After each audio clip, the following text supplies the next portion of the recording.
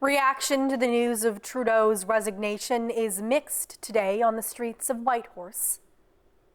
All Canadians are probably taking a moment of pause right now, and maybe it's a good thing. I would like to see an election. Long overdue. That's what I got for now. I'm looking forward to an election. I know we sure do need a better leader. I think it's a big loss. I always voted for him, and I'd vote today for him. Brendan Hanley is the Yukon's MP. He's among a long list of MPs who have been calling for Trudeau to step down. Today, Hanley says he's relieved. He made the right decision, and I think at this point he knew it was the best decision for the country.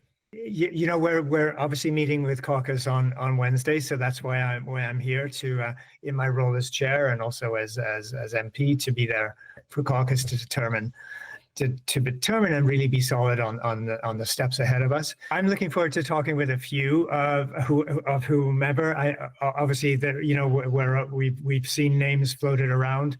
I'm looking forward to getting familiar with what the different candidates, when they do come up and declare themselves as candidates, what do they have to offer? What are their thoughts for both their vision for Canada, but also where do they stand on the North, on the priorities that we have as Yukoners? How will we make sure that a leader, wherever they come from or whatever riding they represent, how do they ensure that the values and priorities of the North, of rural Canada, of Western Canada, which are all important to us as Yukoners.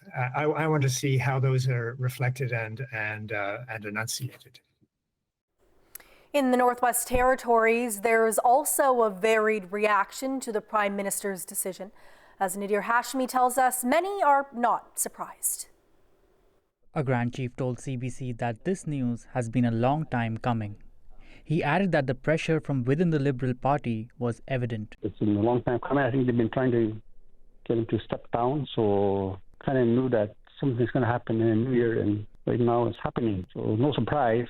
Cochon says he's looking forward to working with whoever the Liberal Party chooses next and hopes the new leader continues to engage with Indigenous governments fairly. Hopefully we continue, because they always say that First Nations were here first, and they should deal with us fairly and continue on that same platform and continue working with us.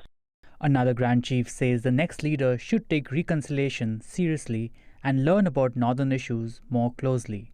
The next turnaround has got to be really solid individual that really takes reconciliation really seriously. So the next person that comes on board is going to have to really come up north and spend some time here, and then get to understand, what it is that we're about in this part of the country. A Delaunay chief says he was shocked to hear the news, but he hopes in the next election it'll be beneficial for the territory if the NWT sitting member and the federal government remain the same.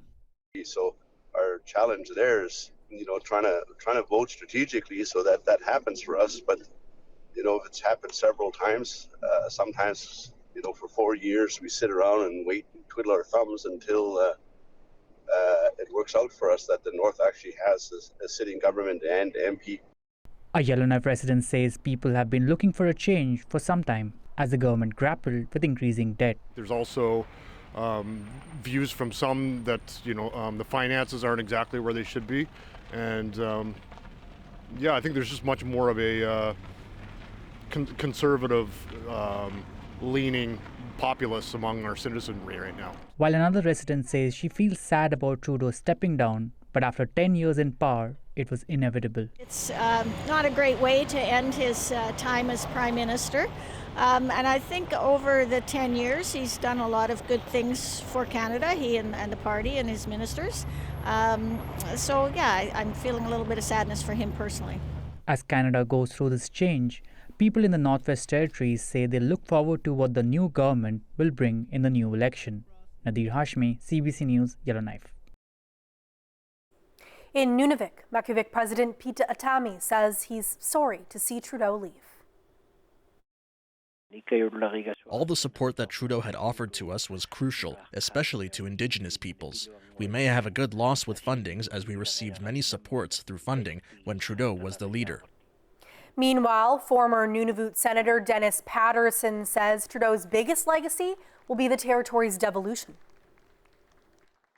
These decisions about who leads the country are important for the North, especially as we look to the push by the US and NATO for Canada to increase its sovereignty and security in the Arctic and to increase its defense spending.